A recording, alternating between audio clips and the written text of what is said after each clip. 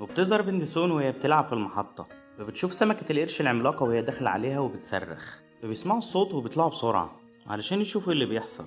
فسون بتلاقي بنتها كويس، بس بيشوفوا أسنان ميج على الإزاز، وبيهجم على حوت قدامهم وبيخلص عليه.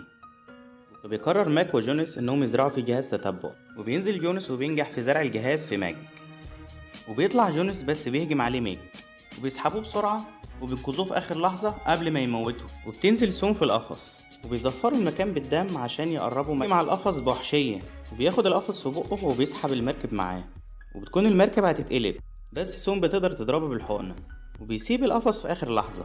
وبينزل جونس عشان يساعدها، بس بيكون الجنزير بتاع القفص لافف على ميك، وبيكون الأكسجين بتاع سون قرب يخلص، فبيوصل لها جونس في الوقت المناسب، وبيفتح القفص وبيطلعها منه، بس بيهجم عليهم ميج تاني، وقبل ما ياكلهم بيكون السم قضى عليه وموته.